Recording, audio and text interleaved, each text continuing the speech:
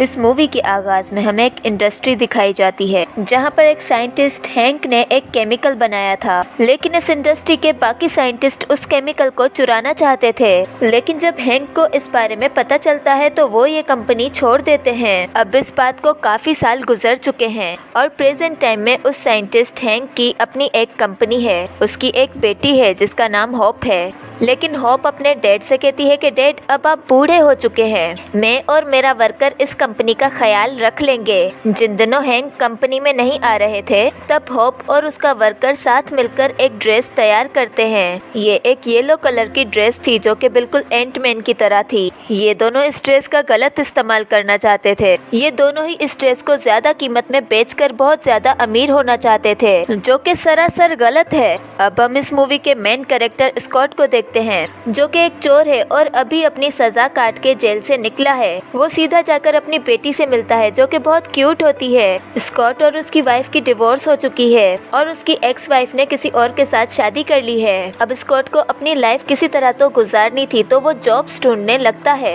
लेकिन कोई भी उसे जॉब नहीं देता क्योंकि उसका क्रिमिनल रिकॉर्ड होता है। वो काफी परेशान हो जाता है और अपने दोस्त से मिलने जाता है। उसका दोस्त उसे कहता है कि तुमने पूरी कोशिश कर ली है जॉब ढूंढने की, इसमें तुम्हारी कोई गलती नहीं कि तुम्हें कोई जॉब नहीं दे रहा। तुम अच्छे से जानते हो कि चोरी कैसे करनी है, तो तुम दोबारा से चोरियां करना शुरू कर दो। जिस पर स्कॉट कहता है कि हाँ, जिंदा रहने के लिए कुछ तो करना पड़ेगा। अब स्कॉट का दोस्त उसे एक घर के बारे में बताता है कि वहाँ पर एक ऐसी चीज है जिसे पाकर तुम बहुत अमीर हो जाओगे। ये सुनकर स्कॉट काफी एक्साइटेड हो जाता है और वो उस घर में जाता है। लेकिन जब वो लॉकर तोड़ता है तो वो देखता है कि ना तो यहाँ पर पैसे हैं और ना कोई डायमंड वगैरह। वहाँ पर सिर्फ एक सूट होता है, एंटमैन सूट। वो अपने दोस्त से कहता है कि ये क्या बेकार चीज है, मुझे लगा था यहाँ पर कोई कीमती चीज होगी। और इतनी ही देर में वहाँ पर पुलिस आ जाती है और उसे फिर से अरेस्ट करके ले जाती है। अब वो उसे एक जेल में ले जाते हैं जहाँ पर उससे वो केमिकल बनाने वाला साइंटिस्ट हैंक मिलने आता है। वो उसे कहता है कि कोई बात नहीं, डरो मत, ये मेरा ही प्लान था कि तुम उस सूट तक पहुँचो और उसे ट्राई करो, क्योंकि मैं ये जानना चाहता था कि तुम उस सूट के लिए मुनासिब हो कि नहीं। उस ड्रेस की क्वालिटी ये थी कि उसको पहनकर अपना साइज चेंज कर सकते हैं, यानी कि उसका साइज बहुत बड़ा भी हो सकता है और बहुत छोटा भी। अब जिस जेल में स्कॉट होता है वहाँ पर कुछ चूंटियाँ वही एंटमैन का ड्रेस लेकर आती हैं, जिसे स्कॉट जल्दी से पहन लेता है और जेल से बाहर निकल जाता है। अब वो सीधा हैंक के पास जाता है तो हैंक उसे बताता है कि मेरी बेटी ने बिल्कुल ऐसा सेम ड्रेस बनाया है जो कि येलो कलर का है, मगर वो बहुत ज्यादा एडवांस है और वो उसे बेचना चाहती है, लेकिन मैं ऐसा नहीं होने दूंगा क्योंकि उसने मेरी ही रिसर्च को यूज करके वो बनाया है। इसीलिए ही मैंने तुम्हें चूज किया है कि तुम मेरी बेटी के पास जाओ और मुझे वो सूट ला कर दो।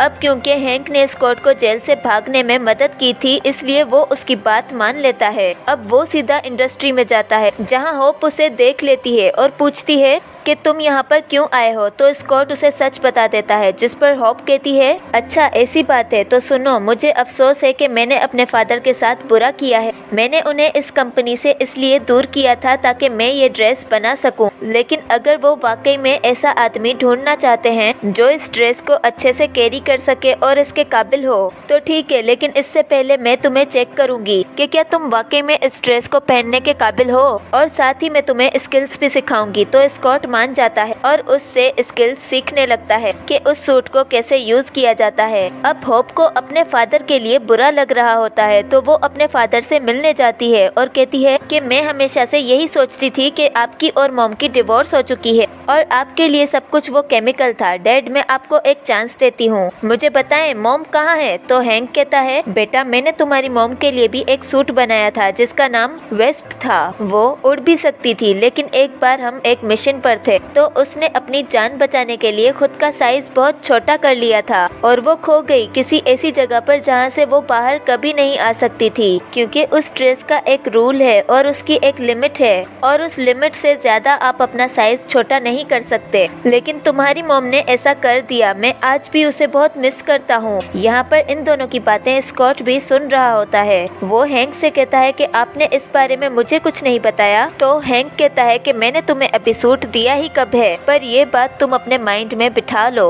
कि कभी भी अपना साइज इतना छोटा मत कर लेना, वरना तुम खो जाओगे। अब हैंक स्कॉट को बताता है कि वो टाइम आ गया है जब मैं तुम्हें तुम्हारे पहले मिशन पर भेज रहा हूँ, क्योंकि तुमने एंटमैन सूट को कंट्रोल करना सीख लिया है। अब जिस इंडस्ट्री को मैंने सालों पहले छोड़ा था, तुम्हें वहाँ पर जाना है और मेरे लिए एक सीक्रेट डिवाइस को लाना है। जिस पर स्कॉट कहता है कि आप फिक्र न करें। अब स्कॉट उस इंडस्ट्री की तरफ चल पड़ता है। स्कॉट ने वही red and black ant man suit पहना हुआ था, क्योंकि होप का वर्कर इन लोगों को धोखा देता है। वो उस इंडस्ट्री के दूसरे साइंटिस्ट के साथ मिल गया है, जिस इंडस्ट्री को हैंक ने काफी साल पहले छोड़ दिया था। अब स्कॉट उस जगह से वो सीक्रेट डिवाइस ले लेता है कि तभी उसे पता चलता है कि होप का वर्कर भी यहाँ पर है और उसने उस येलो एंटमैन सूट को बेचने के लिए मीटिंग भी रख ली है। अब वो वर्कर मीटिंग में सूट को दिखाने ही वाला होता है कि तभी एंटमैन अपनी छोटी छोटी चूंटियों की फौज के साथ वहाँ पर पहुँच जाता है। वो वहाँ के सारे सिस्टम को क्रैश कर देता है,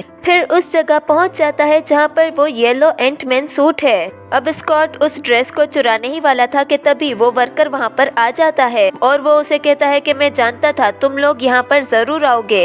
अब वो स्कॉट को पकड़ लेता है, फिर हैंक और होप को भी पकड़ लेता है। उसी वक्त स्कॉट का दिमाग काम करता है और उसे एक आइडिया आता है। वो अपना साइज छोटा कर लेता है ताकि वो हैंक और होप की जान बचा सके। लेकिन इसी दौरान वहाँ पर एक एजेंट आ जाता है जो कि उसी येलो एंटमैन सूट का फॉर्मूला लेकर वहाँ से भागने लगता है। लेकिन वहाँ पर उस सूट की प्रोटेक्शन के लिए बॉम्ब लगे हुए थे जो कि फौरन फट जाते हैं और बॉम्ब के फटने से पहले ही स्कॉट हैंक और होप की जान बचा लेता है। मतलब कि ये तीनों ही उस कंपनी से बाहर आ चुके थे और देखते ही देखते वो सारी कंपनी ब्लास्ट हो जाती है। अब वो वर्कर पागल तो था नहीं जो अपना सूट उस बम में ब्लास्ट कर दे, तो वो किसी भी तरह अपना सूट बचा लेता है। अब वो उसे खुद ही पहन लेता है और स्कॉट से ये बात बर्दाश्त नहीं होती। वो फौरन से उसके पास जाता है और अब इन दोनों के बीच फाइट होती है। स्कॉट को यहाँ पर ये फायदा था कि उसने सीख लिया था कि एंटमैन सूट को यूज कैसे करना है, जबकि उस वर्कर को येलो एंटमैन सूट को यूज करना नहीं आता। हालांकि उसका सूट बहुत ज्यादा एडवांस होता है, इसलिए उसे गुस्सा आता है कि काश मैंने ये स्किल सीख लिए होते।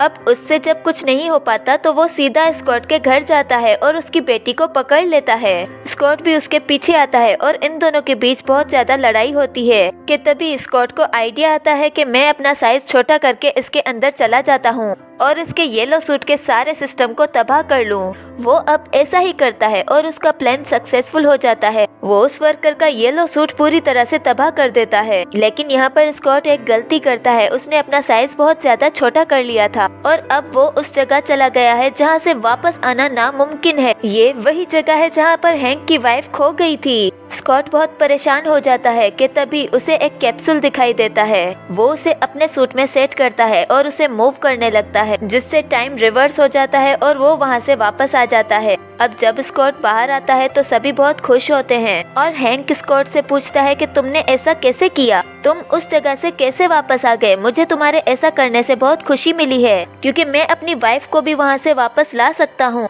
अब वो उसकी बहुत ज्यादा तारीफ करता है, जिसके बाद हैंक अपनी बेटी होप को एक जगह पर ले जाता है और वो उसे एक नया वेस्ट सूट दिखाते हैं। वो उसे बताता है कि ये मेरी न्यू इन्वेंशन है और इसी के साथ ये मूवी खत्म हो जाती है।